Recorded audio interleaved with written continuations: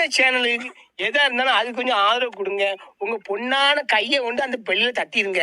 அவங்களுக்கு சப்ஸ்கிரைபர் 5-10 ஏறுனா அவங்க மனசு சந்தோஷப்படும். அவங்க வீடியோவும் பாருங்க.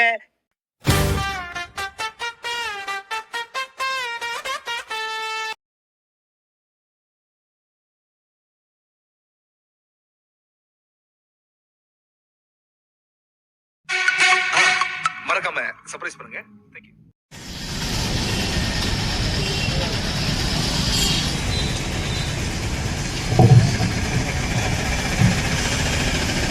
IAS, IPS, IFS பதவிகள் இடஒதுக்கீடின் அடிப்படையில் நிறுவப்படாமல் உயர் சாதியினருக்கு வழங்கப்படுவதை கண்டித்து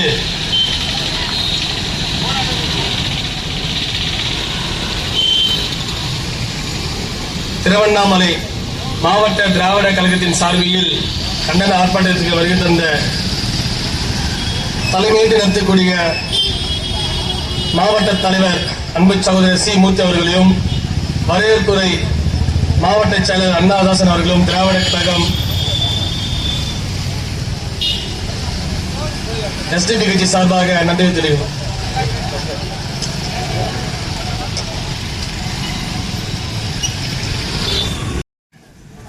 மறுமலர்ச்சி திராவிட முன்னேற்றத்தினுடைய தனிக்குழு உறுப்பினர் வாசரை பாபு அவர்களை பேச அழைக்கிறேன்.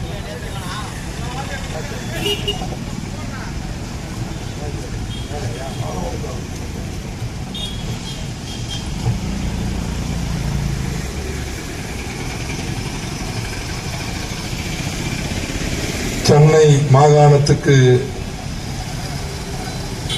அன்னை மொழியில் தமிழ்நாடு என்று பெயர் சூட்டிய அறிஞர் அண்ணா சிலை அருகில் நடக்கிற தாய்க்கழகமாம் இடஒதுக்கீட்டு பிரச்சனையாக இருந்தாலும் சரி, தமிழர்களுக்கு ஆபத்து என்று சொன்னால் தந்தை பெரியாரின் இயக்கமாம் நம்முடைய தாய்க்கழகமாம் திராவிடர் கழகம் நடக்கிற ஆபத்துக்களை, வர இருக்கிற பேராபத்துக்களை அனைவருக்கும் அறிவித்து அதனை தடுக்கிற முயற்சியில் அனைத்து ஜனநாயக இயக்கங்களையும் ஒன்று திரட்டி களம் அமைக்கும் திராவிடர் கழகத்தின் சார்பில், திருவண்ணாமலை மாவட்ட கழகத்தின் சார்பில் இன்றைக்கு வேலை வாய்ப்பை இந்திய ஆட்சிப் பணி, இந்திய காவல்துறை பணி, இந்திய வனத்துறை பணி என்கிற அந்த முக்கியமான அந்த ஆட்சி மன்றத்தினுடைய பணிகளில் இடஒதுக்கீடு என்கிற ஒரு நம்முடைய உரிமையை பறிக்கிற உயர் ஜாதி மக்களுக்கெல்லாம்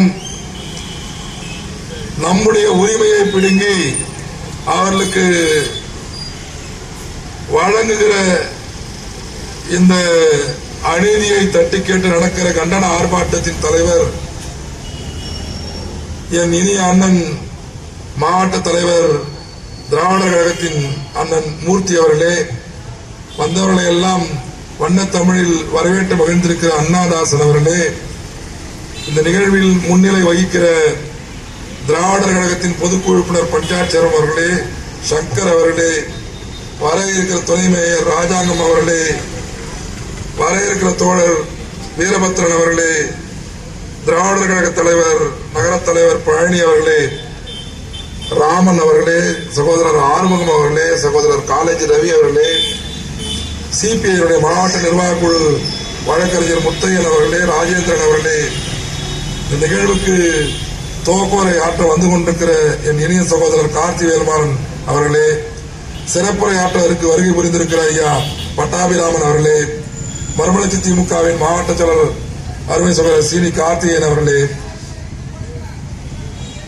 மாவட்ட செயலாளர் திருமலை அவர்களே, இந்திய கம்யூனிஸ்ட் கட்சி, நாசர் ஹுசேன் மனிதநேய மக்கள் கட்சி, கிச்சா தமிழக விடுதலை இயக்கம், அரிய வளவன் ஆதித்தமிழர் பேரவை, பசுமை செல்வன் புரட்சிகர இளைஞர் முன்னணி, தமிழ்ச்செல்வன் புரட்சிகர மாணவர் முன்னணி சபரி மாவட்ட இளைஞரணி திக தலைவர் தோழர் செல்வம், டிவிஎம் நேரு, தன்ராஜ், முஸ்தாக் பாஷா, தோழர் ஆறுமுகம், தோழர் கந்தன், அருமை அண்ணன், அருமை சகோதரர்,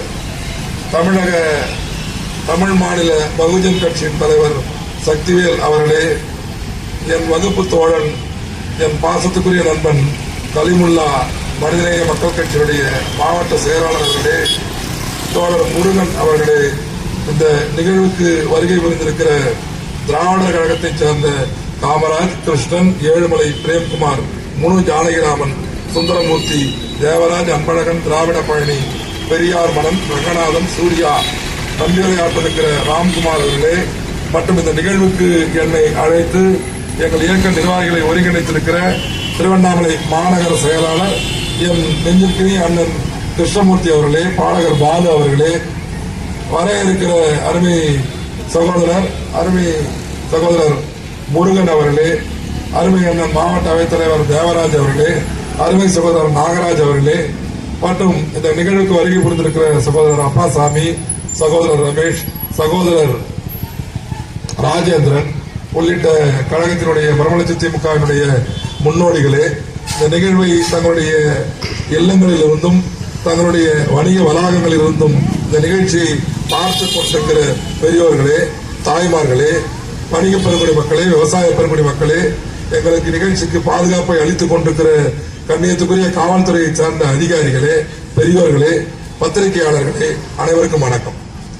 இந்த உரிமைகளை நமக்கு எல்லா உரிமைகளும் பெற்றதற்கு பின்னால், இந்த நாட்டின் விடுதலை 47 கிடைப்பதற்கு முன்னால் சமூக நீதியின் பெயரால் அருகில் இருக்கிற கேரள மாநிலத்திலும் நம்முடைய தென்கோடியில் இருக்கிற குமரி மாவட்டத்திலும் நம்முடைய உரிமைகள் பறிக்கப்பட்ட வேலை. வெள்ளையர் காலத்தில் அங்கிருக்கிற நம்பூதிரி பார்ப்பனர்கள் நம்மை அடிமைப்படுத்தி அங்கிருக்கிற ஒடுக்கப்பட்ட சமுதாயத்தை, தாழ்த்தப்பட்ட சமுதாயத்தை சேர்ந்தவர்களை, ஈழவ மக்களை 1825 இருந்து 1865 வரை ஒரு பகுதியில் தமிழ்நாட்டில் இருக்கிற ஒருங்கிணைந்த இன்றைக்கு இருக்கிற கேரள பகுதி, இன்றைக்கு இருக்கிற கன்னியாகுமரி பகுதியில் இருக்கிற அந்த ஒடுக்கப்பட்ட சமுதாயத்தை சேர்ந்த ஆணாக இருந்தாலும் பெண்ணாக இருந்தாலும் இடுப்புக்கு மேல் ஆடை அணியக்கூடாது என்கிற ஒரு மிக மோசமான சூழல் தமிழ்நாட்டில் பக்கத்தில் இருக்கிற கேரளத்தில் இருந்து அவர்கள் பார்ப்பனர்கள் நின்று கொண்டிருந்தால் அந்த இடத்திலிருந்து 60 அடி தொலைவில் தான் அந்த ஒடுக்கப்பட்ட சமுதாய மக்கள் இருக்க வேண்டும். அவர்கள் சாலைகளில் நடக்கக்கூடாது, தெருவில் நடக்கக்கூடாது, அதே நேரத்தில் ஆலயத்தில் வழிபாடு செய்யக்கூடாது என்றெல்லாம் மிக மிக மோசமான ஒரு கட்டுப்பாடுகளை அந்த மதவாதிகள் செய்திருந்தார்கள். அப்படி அதனை மீறுகிற அந்த ஈழவர்களை, அதை மீறுகிற ஒடுக்கப்பட்ட சமுதாய மக்களுக்கு யார் தண்டனை தர வேண்டும் என்று சொன்னால், நாயர்கள் என்று சொல்லப்படுகிற சூத்திரர்கள் எல்லாம் அவர்களுக்கு தண்டனை தர வேண்டும்.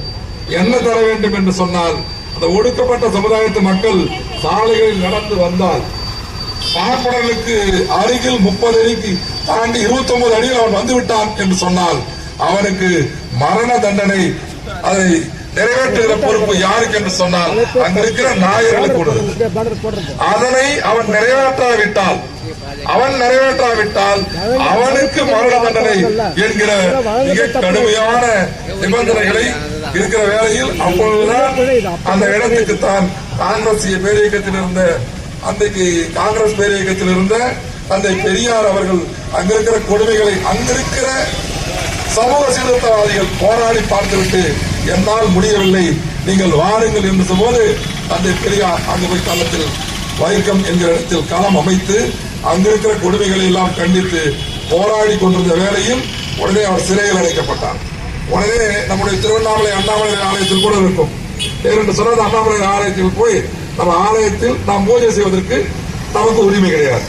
அந்த சிலையை செய்தவன் தமிழன்.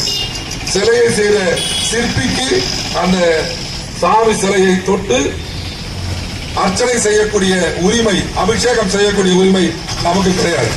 மாரியாத்தா கோயில் வேணா நமக்கு இருக்கலாம், இந்த உரிமை இல்லை என்கிற பொழுது இந்த நேரத்தில் பாத்தீங்கன்னா யாராவது ஒருத்தர் கொஞ்ச நாள் முன்னாடி ஒரு 3-4 வருஷம் முன்னாடி ஒருத்தர் அண்ணாமலையார் ஆலயத்துக்கு உள்ளே அந்த மூலஸ்தானத்துக்குள் நுழைந்து விட்டார் என்று சொல்லி பெரிய யாகம் பண்ணி பூஜை பண்ணி நடந்த கொடுமைகள் எல்லாம் நடந்து கொண்டிருந்த வேலை.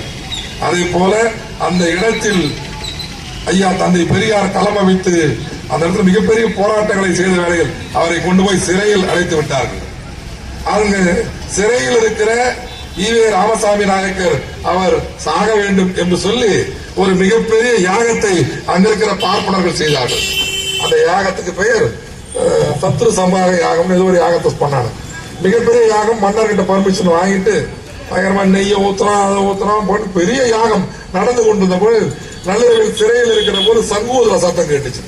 என்ன சங்கு ஊதுகிறது என்று தந்தை பெரியார் அங்கிருக்கிற காவலர்களை அழைத்து கேட்டபொழுது அங்க இருக்கிற காவலர் சொன்னான், மன்னர் திருநாடு போயிருந்தான். திருநாடுன்னா சொர்க்கத்துக்கு போட்டாரான்னா. ஆக யாகம் செய்ய சொன்னவர்கள், யாகம் செய்ய அவர்களுக்கு பணம் கொடுத்தது அந்த மன்னர். யார் சாவணும், பெரியார் சாவணும்ட்டு அவன் யாகம் பண்ணா பிராமின்ஸ். யாகம் செய்தார்கள்.